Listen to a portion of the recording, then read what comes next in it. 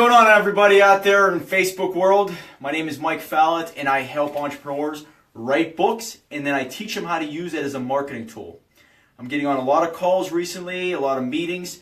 People are always asking me, what does bestseller mean? So I think there's a lot of confusion out there. And I think people believe once they become a bestseller, they're immediately going to be invited to go on Oprah and go on the news, and then all of a sudden everybody's coming at them with $1 million offers. Hate to burst your bubble, everybody, but that just isn't the case. What bestseller does mean is that you're one step closer to getting more speaking gigs, getting more attention, getting more credibility, getting more leverage. Okay, so this quick little video to summarize so I can have on YouTube, so I can show it out to people. What does bestseller mean? If you have any questions, comment it down below. I'll answer them afterwards. I cannot see all the comments just yet.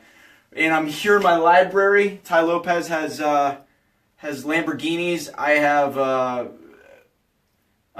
basically a cutout board of books from Amazon. So, you know, we're about the same. Anyway, this video right here is what does bestseller mean? And Christina, thank you very much for giving me this idea of creating this video. A lot of people are asking me what it means. Figure why not put it together today. So if you could see that, check this out. I'm sick of writing on it, so I write on it before the video. Okay, remember these things. Amazon rewards leverage, hold that up there, positioning, and timing. Leverage, positioning, and timing. Back in the day, and still to this day actually, New York Times bestseller, they are like the most credible source of what a best-selling book is. Do your research, you'll find out the New York Times was actually sued years ago because that doesn't mean anything anymore. Best-selling book in the world is not necessarily on the New York Times bestseller list. If you're a self-published book and you're selling more than anybody else on the planet, it doesn't mean you're going to end up on the New York Times bestseller list. The reason why is because the New York Times is really bought and paid for by publishers. Publishers, if they want to promote a book, they will reach out to all their outlets to buy the book on a certain day at a certain time or within a certain month. To boost that to number one, all of a sudden it gets highlighted, credibility, attention. People will buy it because it's a bestseller. It's a marketing strategy. It's done on the highest level.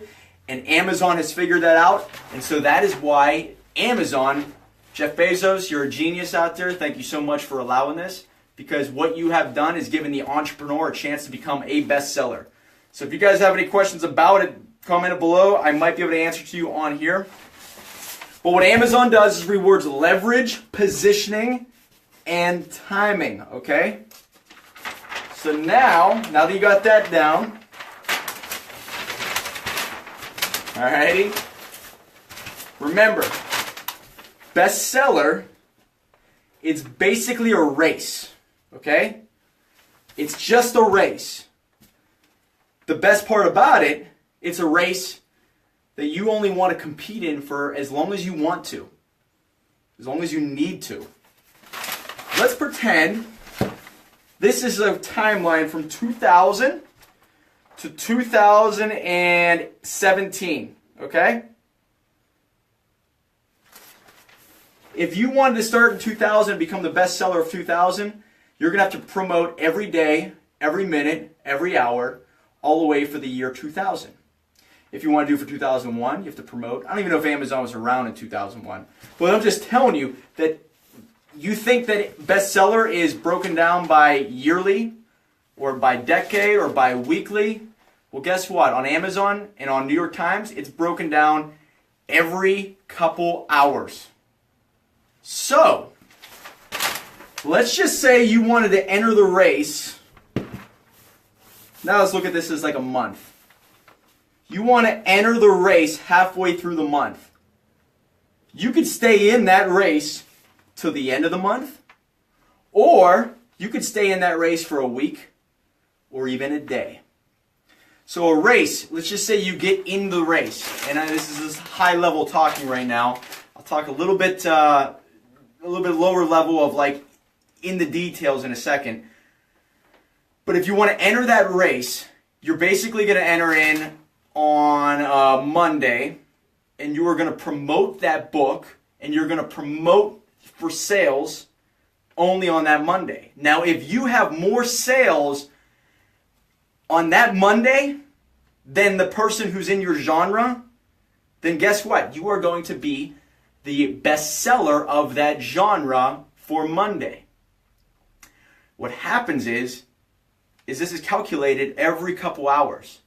So over time, it's going to drop down, it's going to go up, it's going to go down, it's going to go up. And what you're trying to do is beat these people for as long as you want to beat them for. Keep promoting, keep selling, keep advertising, whatever you want to do. But as soon as you hit that number one spot, you can cash out. You don't need to compete anymore. You got your trophy, you got your bestseller status, you hit number one, you're done. You can check out. So it's up to you for you to stay in as long as you want. Once you're a bestseller, people believe that they're going to become millionaires. There are people who believe they're going to be millionaires from being a bestseller. If you get on a radio station, if you go to a seminar, or if you go to an event, most likely they're considered best-selling authors because they're great at marketing. Marketing is the key to all this. And if you can market yourself better than your competitor, you are going to win. The best products out in the world, don't necessarily always win. It's always the best marketers. So if you can brand yourself, you can position yourself as the best-selling author in your specific field, you're going to have a leg up among your competition who's maybe just an author, or maybe not even an author at all. And so if you do this the right way, you enter the race, the right race, not just any race, you have to find the right race. That's the positioning part. Position yourself as the expert in the right genre, okay? You don't want to go up against Tony Robbins. You don't want to go up against, Donald Trump's Art of the Deal. I'll probably see some angry faces because I just said that. But you want to go up against someone that you know you can beat. There's ways to figure out how you can do that. But you got to find the genre that fits your book in a way that you can win. Position yourself correctly in Amazon. Then, what else did I say? Leverage yourself. Position yourself in the right genre. Leverage your network. Leverage your Facebook, your Instagram, everything. Once you do that, you can do a promotion. You can do a time-sensitive, urgent promotion. Basically, the book is $10 or $3 or $2 on this one specific day that you're promoting your book, or this week or this month, however long you want to stay in the race, you're doing it for a discounted rate. Get people to buy. You're leveraging your network, okay? Then, once again, you're using time to your advantage. You are going to have it as an urgent deal, so people are buying in a sudden rush to get people to buy your book, which Amazon sees, wow, this book is getting a lot of sales. This book has more sales than Bill Cosby's book. Let's put it above Bill Cosby's. I have no idea why I just said Bill Cosby, but it's number one now. So it hits number one. You are now the number one best-selling author in your genre for that day, week, month, year, whatever you're trying to do. And you're going to have that title for the rest of your life. So enter the right race and win. Because you really only get one shot at it by leveraging your network. You don't want to run it and then all of a sudden you're doing another promotion next week and then the month after that. You want to use your networks for people to buy your book on a certain day at a certain time. Sudden rush of all these sales going in, hitting you to number one. Now you're a best-selling author. What do? Next? You use that to get speaking gigs. You use that to get more clients. You get to get more attention. You're using that to your advantage. And I brought up before that everything comes down to leverage, positioning, and timing in Amazon, right? Well, I actually believe it comes down, that can be applied to anything in life. Leverage yourself, leverage your abilities, leverage your strengths in the right spot at the right time, and good things always happen. I was on a call with amazing potential affiliate today, and it all comes down to me putting myself in the right spot at the right time and going all in on it and winning that race and getting noticed. Some people still say, hey, is this Mike from Dreamcatchers? And that still hurts my heart a little bit. because it's not right. It's DreamStarters. And that's my fault. Maybe I'm not marketing myself correctly. I need to make sure these people remember it. And so marketing, if you're not getting what you want, maybe you're doing something wrong. And if people are not remembering your name, or if they're not knowing your book, it's really not their fault, it's your fault. And I think that if anybody doesn't know you, it's up to you to get them to know you. So you guys have any questions? I could see some things there. And the reason why I started this, to go back to just to kind of fill in why this whole thing began. I don't come from an entrepreneurial family. I don't come from wealth and connections. And I realized in order to get out of that barrier in Pittsburgh, Pennsylvania, of that, to reach out into a bigger network, New York City, Dallas, California, to start reaching out all these people and get them to know me, was to write a book, position myself as the expert, get noticed, and then eventually grow in and learn more about different niches, different places, and eventually know what to do whenever somebody has a story that they need to share with the world. It's basically, I took it all the hard way. Wasn't given anything, so it's basically, I was able to use a book as a way to build a lot of relationships with a lot of people, and then eventually help them tell their own story. If you guys have any questions, Kyle Reed, thanks so much, man. I appreciate it. If you guys are out there too, and maybe you don't know where to begin, or if you're watching this now, or if you're watching it later, put a 1 down below. I could send you more details, or if you're looking to write your own book, I'll send you a direct message of, way to schedule a call if you're interested. I could put anything together for you, show you how you can write your own book. You can go through us if you'd like. What we do is we basically meet with you. There's a couple different options. You could write the book yourself.